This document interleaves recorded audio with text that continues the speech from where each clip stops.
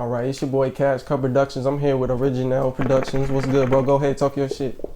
What's good, man? I've been really trying to get off that shit talking lately and be more about my business, man. But shout out to Cash Cut, man. That's my day one dog.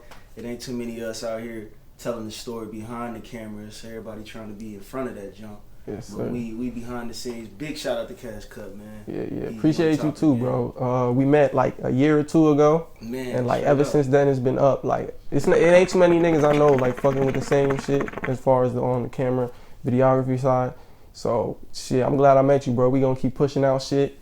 Most definitely, indubitably. Yes, sir. So talk about your business right now, Originel Productions. Well, right now, man, Original Productions is like my basic number one side hustle right now. You know, we got the day job during the day, but for the side, we got Original Productions. It started out as a DJ, you know what I'm saying, right here on the tables, rocking out at University of Texas, Austin. Then we transferred to Florida A&M, the number one HBCU. So really just been all over the map, man, getting things started in the party scene. So all of that really opened up everything else, which is the production company, which entitles videography, photography, event planning, rental. And we just now finished up and tightened up the party bus, man. So we got a couple events we throw, the Trap and Paint. You know what I'm saying? We working on Sunday Fun Day in the city. You know, so we got a lot of things to come, man. We just trying to make sure that we scratch the things off the list. We stay attached to the purpose. And we give the people something they can be proud of, man. Quality goods and services. Mm-hmm. And how long have you been doing everything? Like, what started? Man, tell y'all the truth, man. I'm born and raised Long Beach, California, man. So coming up in California, man, I've always seen the glitz and the glamour, man. So always been in a production studio. My sisters are singers, my brother's an artist. So you know what I'm saying, I've always been in the studio. But when I moved to Texas, you know what I'm saying, I was really a more so athlete, man. Shout out to my hoopers out there. I used to play basketball. My number one was golf. That's actually what I consider the thing that got me out of the hood. I was able to go to Florida A&M on a full ride golf scholarship. So really the DJ has been going on about 7-8 years now. So obviously always been in the studio, but the DJing is when I first, kind of found my niche. And then we took that into videography and photography, which is now going on about 3 to 5 years, depending on which one you want to look at. I started in video and then migrated my way into photography as well. But I think it all goes in hand to hand. All right. And has it gone up to the point where, you're working full time or anything like that?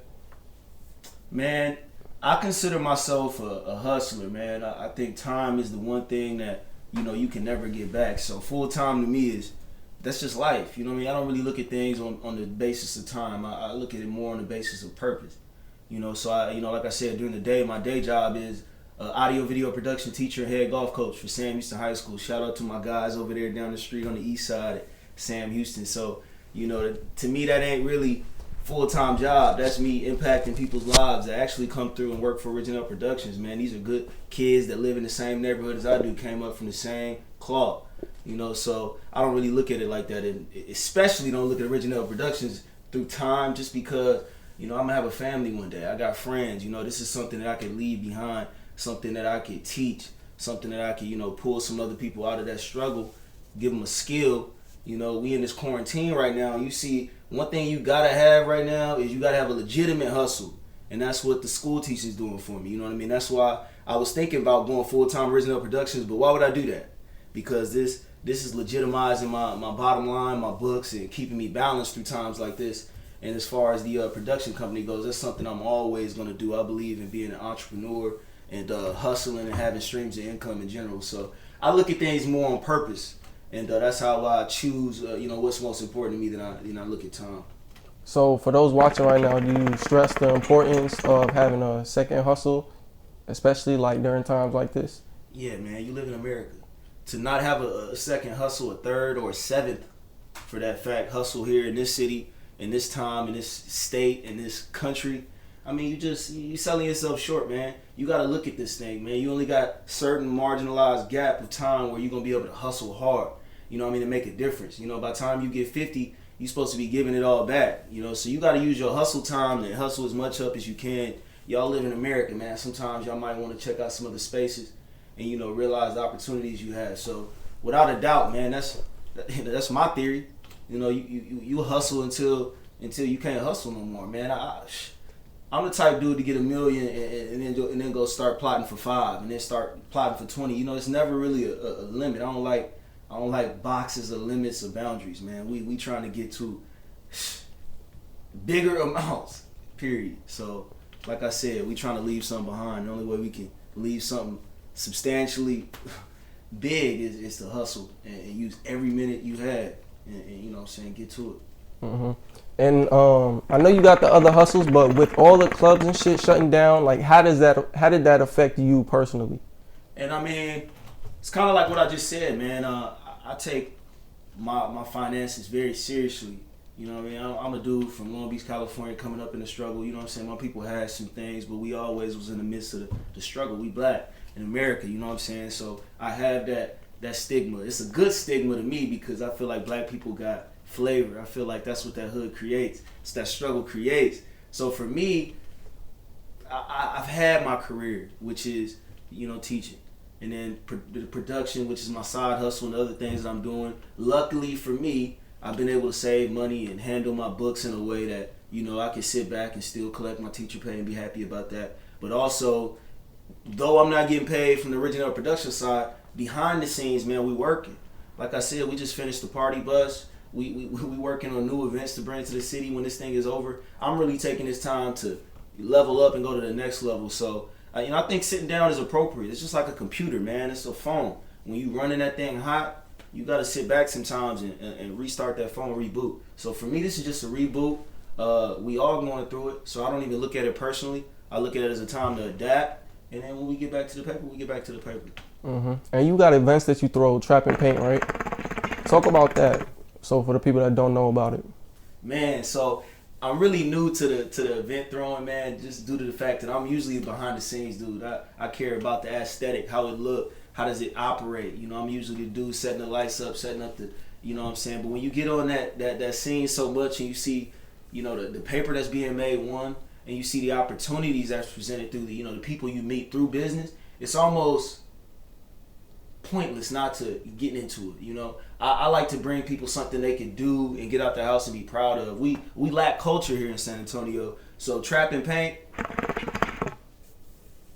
it's just culture, man. It's the perfect vibe to get your lady out the house, have a little date night, have a little group of ladies come through and paint. We got legitimate paintings. We have paint instructors. And shout out to the South Chicken and Waffles, man. That's you know, my main contractor right now, man. They've been showing me so much love. I do all the commercial work, videography, photography, and DJing for the South. So luckily we were able to partner with them to, you know, bring the city to Trap and Paint, man. And it's been received really well, man. We've been getting real good insight. And people loving it. We about to take it to the next level at the convention center. Shout out to the team, DJ Fat, you know what I'm saying, Baby D, you know what I'm saying. We got a nice team going with the Trap and Paint. As long as the people loving it, we're going to keep doing it. Like I said, we want to give people something they can do that's a little bit different than just sitting in the house or partying or getting drunk or just going to the club. We're trying to give y'all something y'all can do that's creative, a little bit more artistic, something you can leave home with and, you know, get out the norm. Trap and Paint, San Antonio, man. All right, and you mentioned the city has no culture. What you mean by that? I mean, you know, we just got to remember, you know, we barely in America alone make up 10%, 12% of the population. Black people make up 12%. And then when you talk about the target areas where black people say, you know, your LA, your New York, your Atlanta, you know what I'm saying, your Houston. San Antonio is one of the top 10 biggest cities. We number 7. But our black community is even smaller than the ratio between blacks to America. So we lack, therefore, that culture, that connectivity from the older heads to the younger heads to the upcoming culture to the people just doing things in general. This is a city where, big city, plenty of opportunity, but you see a lot of people start and they close down due to the connectivity. We need to be cohesive out here. So I'm trying to bridge that gap and give us some type of foundation that's solidified. Something that can stand for a while, partner with other people in the city so we can start making this thing fun.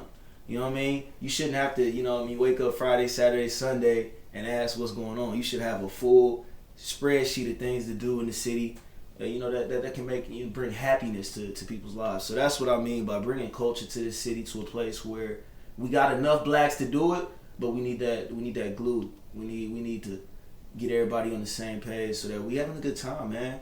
Because that's what it's all about. After we work, we want to play hard. So we trying to bring that stability back. Mm-hmm. And going back to the business, was it hard for you to get where you're at right now, you know, with all this equipment and shit? Like, was it hard for you starting out? Man, hard is a funny word because I think everything is hard, man. Relationship harder. You know, working a job is hard after a certain X amount of time. After X amount of energy is spent, it becomes, is this important to you to keep on going? So, like I said, I don't look at it as hard either. I think that's what comes with it. Actually, the harder it gets to me, you know, as long as it's aligned to my purpose, the harder I need to go to match it. And honestly, the harder the barriers to entry, the better the prize. Because, you know, everybody want to go after the low-hanging fruit. So the Bible say, you know, you got these fruit that hang low. Everybody got access to them. But if we climb ourselves up the tree, we go after something a little bit higher up, set higher goals, man. Yeah, it's going to be harder, but you got more fruit to bear. You got more stuff to have, to harvest. So that's how I look at it, man. I don't really run from the fight. I look for, is this what I'm supposed to be doing? I don't want to be attached to nothing that, you know, distracts me or keeps me off the tempo of where I'm supposed to be aligned. So bring the hard work on, man. I love it. I love the hard work. That's the difference. All right. How did you attract that first paying client, if you can remember? With DJing, man, I'll say this. I practiced before I preached. You know, a lot of people just put DJ in front of their name, or, you know, they start a business and they forget the bottom line of hustling. What are you making at the end of the year? This is a business. We feeding families. Like you said, that's the thing people probably struggling with, is how to get the clients, man. For me, it was, I had to really sit home, practice and perfect my craft, get it to a point where when I put my name on something, it could hold weight, and it could be something that people could spread the word and have good positive reinforcement. So for me, I'd say you got to practice before you preach. You know, you wouldn't join a bodybuilding competition after getting in the gym for a week. You know, these are habits that need to already be instilled. I was underground DJing on turntables for a year before I even came out and announced that I was a DJ. I had already invested well over $8,000 into a DJ, you know, a company that hadn't even made $1 or hadn't even seen the club scene yet. But I knew that one day it would pay off. Looking on 8 to 10 years later, you're looking at, you know, this guy right in front of you who, you know, took 1 year of practice and patience, and now we've been able to, you know, branch out and make more stuff out of it. So I'd say perfect your craft, because when you nice at what you do, somebody gonna pay for it. Which leads me into know your worth, man. Set your price and live your life, man. We living in San Antonio where people are arguing about payments, talking stuff about who you gotta work with, and, you know, man, y'all gotta learn how to navigate. This is life. Everywhere you at, you're gonna have these barriers, these hurdles that you gotta, man, set your price. As long as you can own up and live to that price and give people what they paying for, I feel like you always gonna win. It's competition out here. Be the best at what you do, and then you won't have no problems. Mm-hmm. So talk about growing up. I know you said you came up in California. Talk about how it was over there. California really set the groove to my ambition, man. It really set the foundation to being original. That's how Originel came. The name DJ Originel came from me being different, man. I was always the dude that had my headphones in. I'm golfing after school. I moved from Cali to Texas, so I'm already that dude. I used to have a big ponytail. So I was already kind of like an individualistic type of dude. So I was always just kind of focused more so on individualism, man. We live in a place where they don't really want you to be you no more. They want you to be like everybody else. And I believe in being uniquely yourself. And that's where the name Originel came from. A lot of people say my stuff wrong. It's Originel production. That L is on the play. LaRon, which is my first name. So, you know, like I said, just being original is what I got from living in Cali. And then, man, growing up around Range Rovers and bright lights, you can't help but want more and like the finer things. So when I moved to Texas, man, it was just like, I'm gonna grind till I get what I want. I moved over here like my man's on Boys in the Hood. It was just me and my dad. Put the gun down, Trey type. So for me, he said, anything you want outside of your necessities, you're gonna have to earn. You're gonna have to work for it. So when you have your back up against that wall, when you want them Jordans, when you want them rims on the whip, you know what I'm saying, you're gonna do what you gotta do to get them. You know, so especially when you come up how I came up, when you see it, when you know you can be it. So at that point, it's just you do what you gotta do to get it. So for me, I'm gonna keep grinding until I die, man. Period. If I want something, I'm gonna grind for it. You know, I don't believe in stagnancy or complacency, and you know, even with everything I've been able to accumulate now, like I said, I'm trying to give some of this shit away. Let somebody else utilize it so I could, you know, manifest more blessings from God. Because I believe all this came to me from, you know, being a blessing to other people. So, man, what's next on the checklist? That's how I'm living life, man. And that's what I got from the blend of California and Texas. Such a good blend, man, because Texas, big backyards, big booty ladies. You know what I'm saying? What's bigger in Texas? Absolutely. So having that California on the left and that Texas on the right makes for the perfect DJ turntable set. So, man, that's what I'd say I grabbed mostly from Cali, and just learning that I don't really need to be all up in the mix. Like, everybody's like, man, you should go back to Cali. I'm like, I'm perfect right here in San Antonio, man. Mm-hmm. It's crowded there. We underpopulated here, and we got more opportunity, man. I'm about opportunity. So, love Cali. I'm there twice a year. Family, all my family there. My moms, my siblings. I'm the only one who lives in Texas, so I can go there whenever I want. And that's kind of how I treat Cali, man. It's a beautiful place, man. But like you told me earlier, you got to know what you doing. You got to know where the best place for you to be in order to be successful. And right now, that's San Antonio for me. So that's kind of how I feel about California and the transition from, you know, Cali to Texas. Mm-hmm. And when you came out here, you was living on the East. So why are you still here? Why are you still on the East? Man, my family is actually close knit on the East Side, man. I come from the Henderson family, which is all the way in the school district. It's in some of the politics and NAACP. My grandfather actually was one of the co-founders of the David Scott YMCA on the East Side, right there on New Braunfels. Always have had properties on the East Side. Grew up right here in Eastwood, you know. So for me, like, I don't run away from where I came from. I embrace it. You know what I mean? Like, I love the hood. I don't necessarily like the hood mentality, but I love the hood, man. I wouldn't want to go to the suburbs where they kicking me off for playing loud music. DJ Originel Thump over here on the East Side. I haven't had the police come on me once. So for me, man, you gotta be who you are in this world. You don't wanna get the paper and be that Tommy Hilfiger dude. Like, it's just like golf. You would think that I had to switch something up. Nah, man, I go on the golf course, same attitude, same ambition, same dude. I don't block or, you know, hide, you know, who it is that I am. So that's how I feel about living on the East. I bought my house over here in Eastwood 5 years ago, and man, it's a blessing to be able to stand up on my own 2 feet as a man, as a grown black man in America and in Texas, and doing my thing like that. And I'm gonna stay on the East Side, man. Y'all gonna see me, period. And what'd you want to be before everything? Or did you already have plans that this was gonna play how it was gonna play? Man, I just wanted to be successful, whether that was professional golf, whether that was whatever I decided to study in school. I always took school seriously. I was in the top 10%, one of the only black African Americans in my top 10. Shout out to that. I was in the top 1 through 10 at that. So big kudos to the fact that the family got me right and had my mind on the right state, on the right path to take school seriously. So I always knew that, you know, I'm a worker, man. I'm gonna put in the work. So, you know, it was always professional golf. But then, you know, when I found out that I could hustle, man, and make just as much hustling as I could golfing, and then I could do it business-like, you know, on the corporate level, I'm like, man, I don't need to golf no more. And I still golf. As you see, I'm a head golf coach. I changed some of these kids' lives and exposed them to one of the greatest games ever played, man, right here on the East. So that's what means something to me, man. Really, it's more about giving back. It's more about, if God gave me a blessing, I'm going to make 5 or 10 out of those. And like I said, man, people's minds change every day. And it was professional golf, but now it's just living life successful, executing the goals. The plans that you make for yourself is what I think execution and success really is. Not necessarily what it is you do or, you know, how much you make. It's about your purpose, man. What is the plan? What you got written on paper? Mm-hmm. And is you gonna bring that into fruition? So what's the plan for you? Like, when is it gonna be? What's the point in time that you're gonna say, all right, this is it, I'm living my dream? Never. I'm living the dream right now. Facts, man. But we will be taking Original Productions to the main screen. Me and KashCut, we're gonna start bringing y'all documentaries, YouTube sections, playlists. We're gonna start bringing movies and TV shows.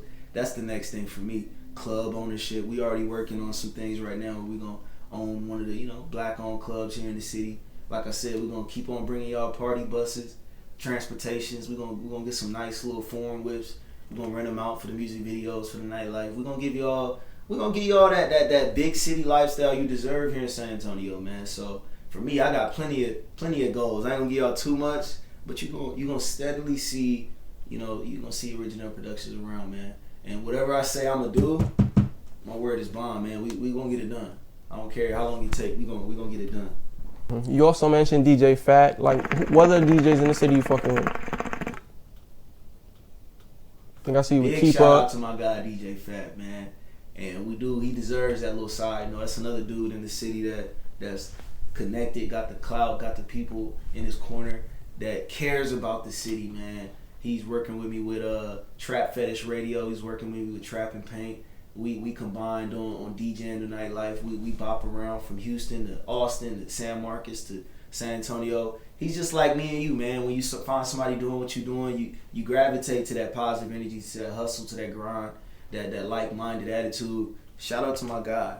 Other DJs I'm rocking with, DJ Wet Lee. That's my boy, the Wet Lee Wiggle Man. That boy hot. Asian DJ. He doing his thing out here.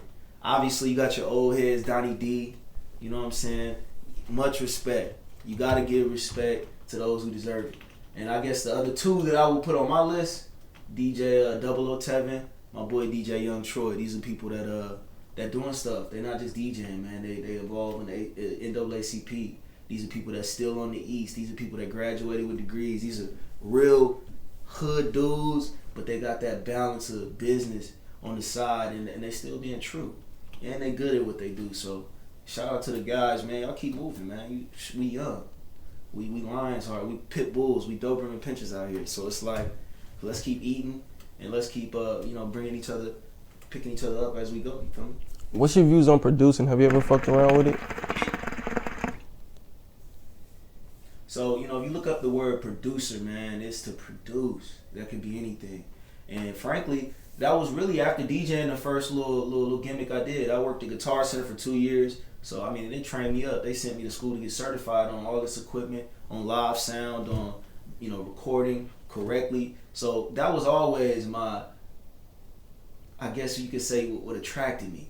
But you'd be surprised, man, there ain't a whole lot of money in that, man. Unless you already on a big level or you got somebody artist-wise that's nice, you spend a lot of time in the production field with not necessarily making ends meet. So which is why I gravitated more towards videography and photography.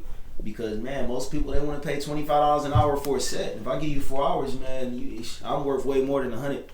You know what I mean? So I got out of making beats and recording audio more. So I'm going to wait till Original Productions is big and we can get the right type of clients to where we making the same amount of effort, we making the same amount of money. I believe in value. So definitely love production. I'm highly skilled at it as well. But I'm looking for a team to really take over that, and I'm looking to get my platform to that level where we get the right type of artists instead of, just the hood chronicles where everybody want to come in and record their first label. I'm trying to get people that serious about what they doing, they know what they doing, and yeah, that's kind of how I see the production side of, the music industry. Mm-hmm. And also as a DJ, do you keep up with a lot of artists in the city? I do, man. I shout out to the homies. That's, Paul Fish. You know what I'm saying? The guys that's out here getting it in. BJ goddamn. You know what I'm saying? The guys that we came up with. I ain't no hater, man. These the homies. You know what I'm saying? But for me, it's just like how people treat you when you got a business. Don't talk to me until you good enough to DJ the party. Till you good enough to DJ the feng shui. Till your stuff's legitimate enough to throw to the event. So no disrespect, because my guys that I mentioned ain't nice. But to anybody in terms of, trying to break records, you need to get the people to believe your music first. As a DJ, I do believe in breaking records. Don't get me wrong. That's a part of the culture. But I'm going to play what the people want to hear. And that's what's real. You're not going to give me $1,000 to play your song if it's going to mess up my set. The people came, they paid most times to have a good time tonight. So unless you're going to have the people rocking, you know what I'm saying, I ain't going to play it. And that's just G to me. And if somebody got a problem with it, it's like, hey, man, like I said, you got to get your business right. You got to get your music likable. And I don't think I'm the bridge to, people liking your music. You got to be your own bridge. And I do believe in it. Like I said, I help where, I believe. And there's a few people music I do believe in, man. But, yeah, so that's a good and a bad, you know what I'm saying? Because you got people always trying to break my record. Mary go 200. Nah, bro. People having a good time right now. If it's not swinging, man, I can't rock it. If I don't know about it. What if they hit you up before the event, though? It just need to be good music, bro. It need to be good music. And frankly, it's like 50 Cent when he pulled up in the S5. Look, be right. Look, bump mine. Is that you with the S? Yeah. Cool.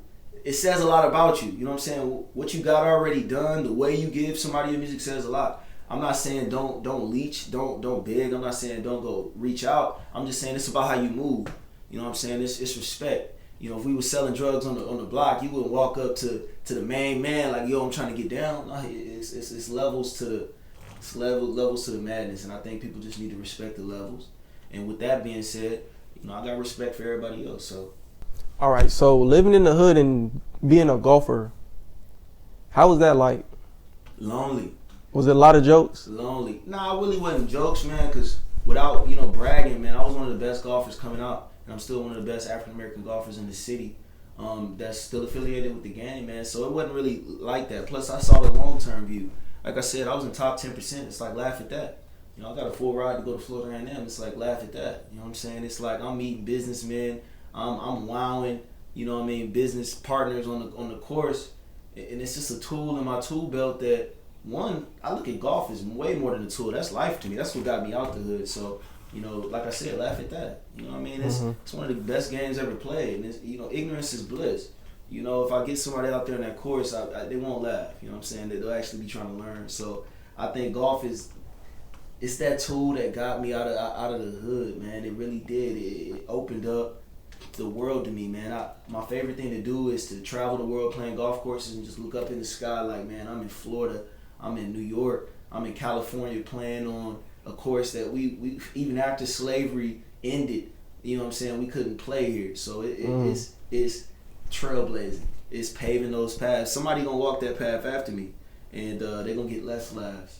And when they see what the bank account do, you know, it's hard to laugh. It really is, man. So big shout out to the African American golf community, because it's a big community. Shout out to Florida A&M, FAMU Golf Squad, my boy Omari, OG Skiller the Killer, my boy Anthony Phipps, my boy Kamaya, my boy KP. These is black golfers all around the world that's degreed up. They pursuing they dreams of being an African American golfer, man.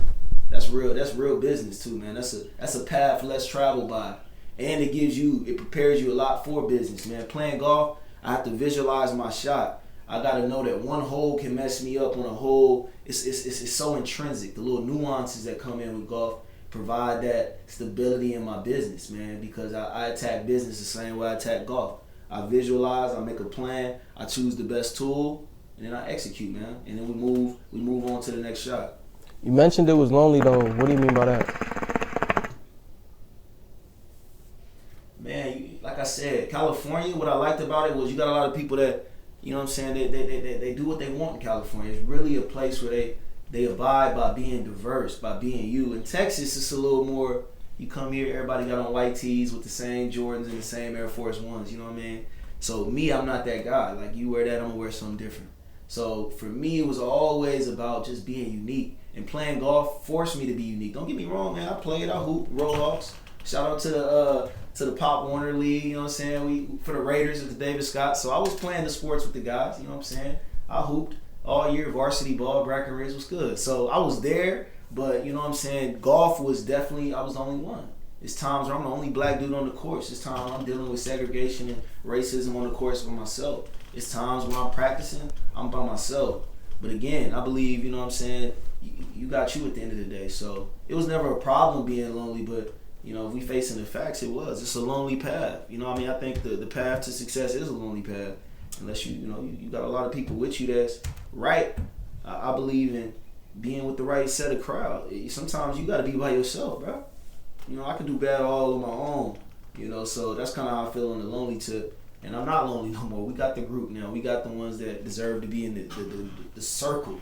So, you know, loneliness is a funny thing, man, because I believe it can bring the best or the worst out of you. In my case, man, I like being lonely. I don't like the unnecessary drama and dealing with, you know, unnecessary add-ons that's, you know, preventing the goals and the dreams. So shout out to loneliness, man. Y'all got to grind by your lonely. You know what I'm saying? Mm-hmm. So, bro, what do you think about this whole corona shit going on? It's life. You got to adapt to it, man. It's life. You always gotta stay woke. The survival of the fittest. One of my favorite things to tell people is survival of the fittest out here. Don't think for 1 second that the strongest don't survive. This is one of them things where you need to stay ahead of the game, know what's going on, watch the news, but still have your head on a swivel, know what's really going on behind the scenes as well, which takes studying, which takes mentorship, having people ahead of you that know what they doing as well, that's sending the game back down. And then, keeping God first, man. I don't get all, we sitting at home cool.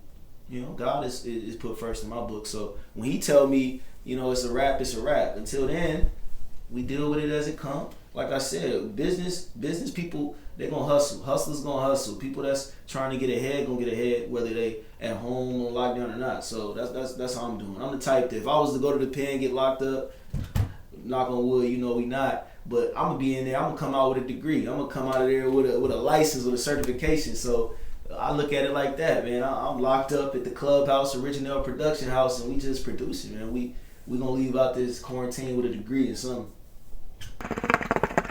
All right, so where can we contact you at? Again, man, DJ Originel, all your social sites, originel.productions.net. At the end of the day, man, we it's Originel Productions. I believe in bringing y'all quality. I believe in bringing y'all respect. I'm going to give y'all the business side, and I'm going to give you guys the production side, the side that actually gets some things done. And I'm the type of dude that if I don't know how to do it, I'm not going to lie to you. We're going to get in contact, and we're going to get you hip with the people that know how to get done what you need to get done. So we bringing plenty of things to the city. Smorgasbord worth of things. It's just stay in tune. Tap in, support it. If nothing else, if you like it, support it, man. That's the only way we all going to win. Like I said, supporting my boy KashCutProductions, one of the nicest ones to do it, and he ain't gonna quit. So you gonna keep saying his name. Same thing with Originel Production, man. It's DJ Originel. I ain't going nowhere. I'm here to stay. Shout out to the team, and we gonna keep winning. Free Game the podcast. Shout out to my dog, Who Can, Cow Can, man. Look, we right here. So many things to bring y'all. So many more things to come, but we here, man. It's the groove. We at the clubhouse. It's the company. Originel, man. I just appreciate everybody for rocking with me, man. Again, Cash Cut, we see what you doing, bro.